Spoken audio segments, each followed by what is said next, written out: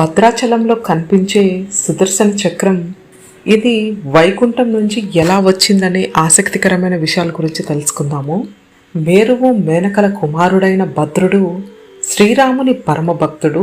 అతనికిచ్చిన మాట ప్రకారం శ్రీరాముడు సీత లక్ష్మణ ఆంజనేయ సమేతంగా ఇక్కడ వెలసినట్లు ఆలయ స్థల పురాణం ద్వారా తెలుస్తుంది. మరి ఇంతటి ప్రాశస్తమైన పుణ్యక్షేత్ర భద్రాచలం గర్భగుడిపై వెలసి ఉన్న శిఖరంపై దర్శనమిచ్చే సుదర్శన చక్రం సాక్షాత్తు వైకుంఠం నుంచి వచ్చినట్లు తెలుస్తుంది.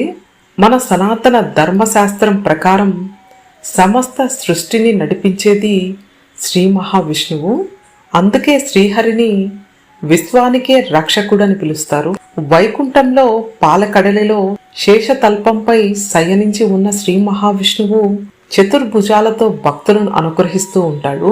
శ్రీ మహావిష్ణువు 4 చేతులలో శంఖం, చక్రం, గద, పద్మమును ధరించి ఉంటారు.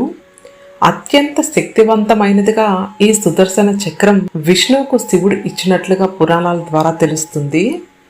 సాధారణంగా అన్ని వైష్ణవ ఆలయాల్లో సుదర్శన చక్రాన్ని కూడా దర్శించుకోవచ్చు.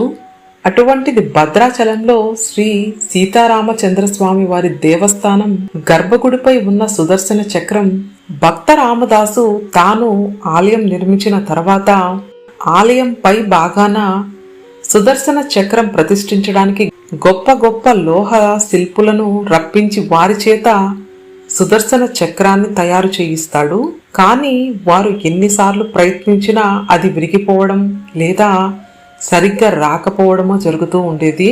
సుదర్శన చక్రం తయారు కాకపోవడంతో కలత చెందిన రామదాసు ఆ రాత్రి కలలో శ్రీరామచంద్రుడు ప్రత్యక్షమై, భక్త, సుదర్శన చక్రం అంటే మహిమాన్వితమైనదని, దాన్ని సామాన్య మానవులు నిర్మించలేరని, అందుకే నేను నీకు నా సుదర్శన చక్రాన్ని ఇస్తున్నానని, అది గోదావరిలో ఉంది, తెచ్చి ప్రతిష్ఠించుకో అని చెప్పాడు.